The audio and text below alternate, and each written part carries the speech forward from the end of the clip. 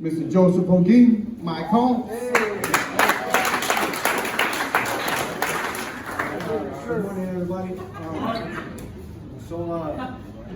I've been thinking for about a week now. I don't have the excuse to say like, oh, they just gave me the start of the day 30 minutes ago, right? So for about a week, I've been thinking about what I do for the start of the day, and so I've been thinking about my life, and so growing up, my childhood wasn't the best, right? Just like a lot of us, right? I went through a lot of abuse, any form of abuse that you can think of. I went through it, you know, and because of certain things that happened in my life, I think I acted out in certain ways, like joining a gang. I hurt people, you know, they say hurt people or hurt people. But I'd like to say that just because certain things happened in my life, in my past, I can't let it determine my future. That's right.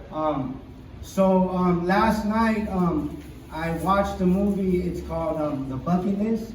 It's starring Morgan Freeman and Jack Nicholson, and it's about a couple of guys that have, I think they have cancer, and the doctor gives them like a year to live, and so they make a bucket list, all these things they want to do before they die.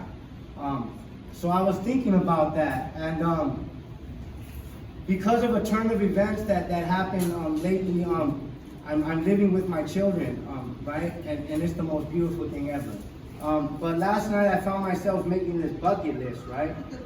So I was imagining if I had 1 year to live, what I would want to do, right?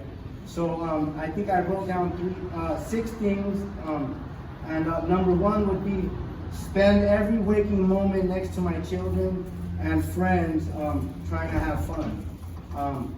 Number 2 would be publish a poetry book, because that's one of my dreams.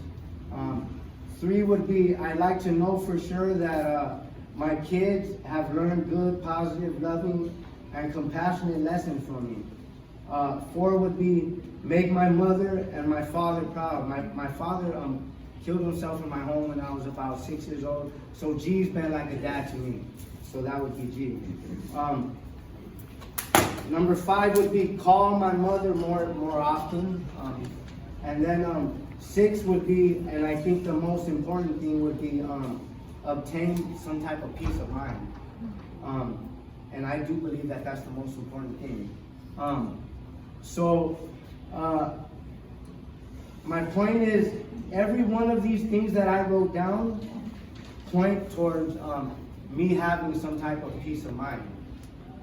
And honestly, like me moving in with my children, you know, the way it happened was not such a great thing, right? Me moving out and stuff. But me moving in with them just happens to be the most beautiful thing ever. Like, I think it's the best move that I made in a long time. But my challenge for you guys is to just think about your life. And if you only had a year to live, what changes would you make, if any?